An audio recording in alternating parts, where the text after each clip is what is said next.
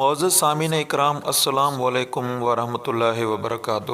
معزز سامعین اکرام، آج ہم اس ویڈیو کے اندر آپ کو فتح مکہ کے متعلق سنائیں گے۔ اس سے پہلے اگر آپ ہمارے یوٹیوب چینل پر نئے ہیں تو ہمارے یوٹیوب چینل کو لازمی سبسکرائب کریں۔ معزز سامعین اکرام، حضور کریم صلی اللہ علیہ وآلہ وسلم خدا کی جانب سے مکہ مکرمہ میں داخل ہوئے، اور مکہ میں داخل ہوتے وقت حضرت صلی اللہ علیہ وآلہ وسلم نے کعبۃ اللہ کے ادب اور احترام کو غایت درجہ ملحوظ رکھا۔ تواضع کے ساتھ سر جھکائے ہوئے داخل ہوئے، شاہانہ شان سے داخل نہیں ہوئے۔ محترم سامعین اکرام، فتح مکہ کے دن رسول اللہ صلی اللہ علیہ وآلہ وسلم کو دیکھا کہ اونٹنی پر سوار ہیں اور خوش الہانی کے ساتھ سورۃ انا فتحنا لک فتحا مبینا پڑھ رہے ہیں۔ اس عظیم الشان فتح کے وقت حضور کریم صلی اللہ علیہ وآلہ وسلم کے چہرہ مبارک پر خوشی کے آثار بھی چہرہ انور پر نمایاں ہو رہے تھے۔ تواضع کے ساتھ گردن اس قدر جھکی ہوئی تھی کہ ریش مبارک کجاوا کی لکڑی سے مس ہو رہی تھی۔ حضرت انس رضی اللہ تعالیٰ عنہ سے مروی ہے کہ جب آپ مکہ میں فاتحانہ داخل ہوئے تو تمام لوگ آپ کو دیکھ رہے تھے، لیکن آپ تواضع کی وجہ سے سر جھکائے ہوئے تھے۔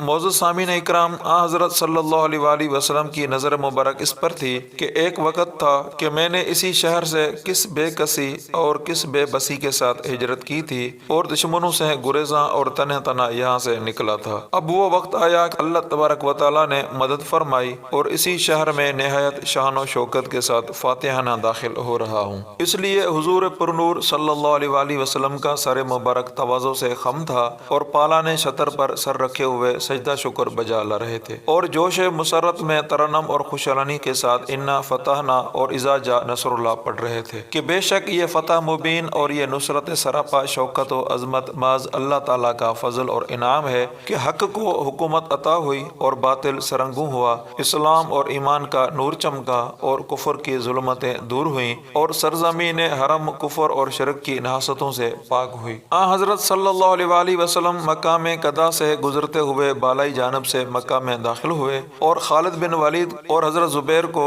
اعلیٰ مکہ یعنی مکہ میں قدا سے داخل ہونے کا حکم دیا، اور یہ تاکید فرما دی کہ تم خود ابتدا بالقتال نہ کرنا، جو شخص تم سے تعارض کرے صرف اسی سے لڑنا۔ بعد ازاں آپ نہایت ادب اور احترام کے ساتھ مکہ میں داخل ہوئے۔ معزز سامعین، جب آپ مکہ میں داخل ہوئے تو اول ام ہانی بنت ابی طالب کے گھر تشریف لے گئے اور غسل کر کے 8 رکعت نماز ادا فرمائی، اور یہ چاشت کا وقت تھا۔ اصطلاح علماء میں اس نماز کو صلاۃ الفتح بھی کہتے ہیں، اور عمراء اسلام کا یہ طریقہ کار رہا ہے کہ کسی شہر کو فتح کرتے تھے تو فتح کے شکریہ میں 8 رکعت نماز پڑھتے تھے۔ ام ہانی حضرت صلی اللہ علیہ وآلہ وسلم سے عرض کیا، یا رسول اللہ، میرے شوہر کے 2 رشتہ دار بھاگ کر میرے گھر میں آ گئے ہیں جن کو میں نے پناہ دی، اور میرا بھائی علی ان کو قتل کرنا چاہتا ہے۔ آپ نے فرمایا، جس کو ام ہانی نے پناہ دی اس کو ہم نے بھی پناہ دی، علی کو چاہیے کہ ان 2 آدمیوں کو نہ مارے۔ نماز سے فارغ ہو کر شعبہ ابی طالب میں تشریف لے گئے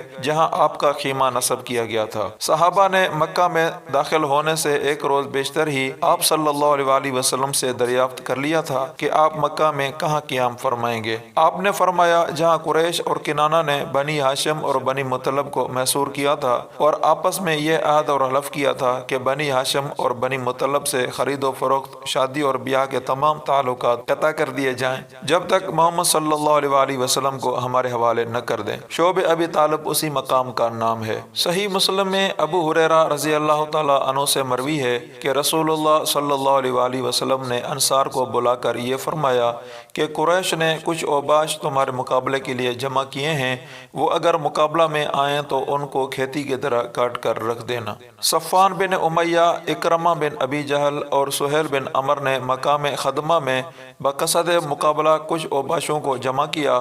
خالد بن ولید سے مقابلہ ہوا، مسلمانوں میں سے 2 شخص شہید ہوئے اور مشرکین کے 12 یا 13 آدمی مارے گئے، باقی سب بھاگ گئے۔ خالد بن ولید نے جب ان کا مقابلہ کیا تو تاب نہ لا سکے، شکست کھا کر بھاگ گئے۔ بنو بکر میں سے تقریباً 20 آدمی اور حذیل کے 3 یا 4 آدمی قتل ہوئے، باقی مادہ اشخاص بھاگ گئے۔ کوئی مکان پر جا کر چھپا اور کوئی پہاڑ پر چڑھ گیا ابو سفیان نے چلا کر کہا جو شخص اپنا دروازہ بند کر لے وہ امن سے ہے اور جو شخص اپنا ہاتھ روک لے وہ امن سے ہے۔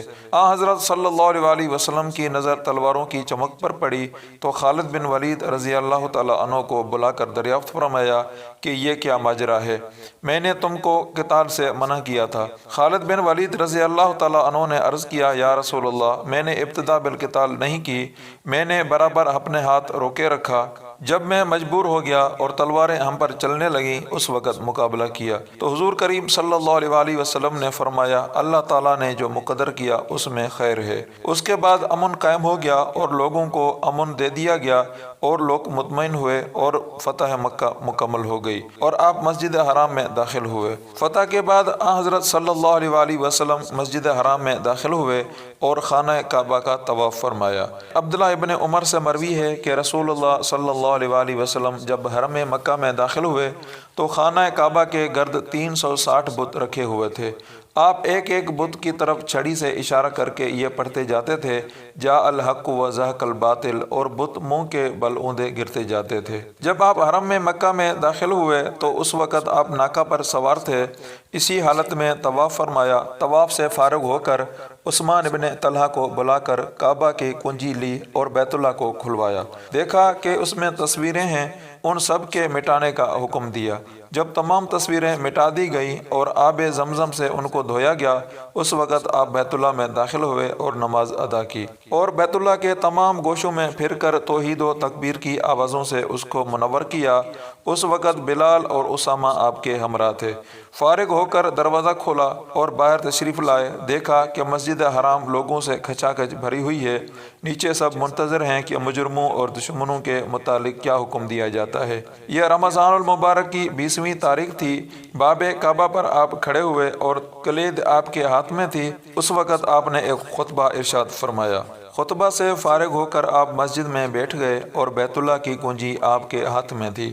حضرت علی رضی اللہ تعالیٰ عنہ نے کھڑے ہو کر عرض کیا یا رسول اللہ، یہ کنجی ہم کو عطا فرما دیجیے تاکہ سقایت زمزم کے ساتھ ساتھ حجابت بیت اللہ یعنی بیت اللہ کی دربانی کا شرف بھی ہم کو حاصل ہو جائے۔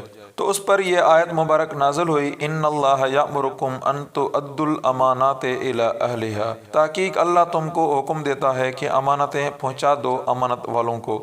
آپ نے عثمان ابن طلحہ کو بلا کر کنجی مرحمت فرمائی اور یہ فرمایا کہ یہ کنجی ہمیشہ کے لیے لے لو، یعنی ہمیشہ تمہارے ہی خاندان میں رہے گی، میں نے خود نہیں دی بلکہ اللہ تعالیٰ نے تم کو دلائی ہے، سوائے ظالم اور غاصب کے کوئی تم سے نہ چھین سکے گا۔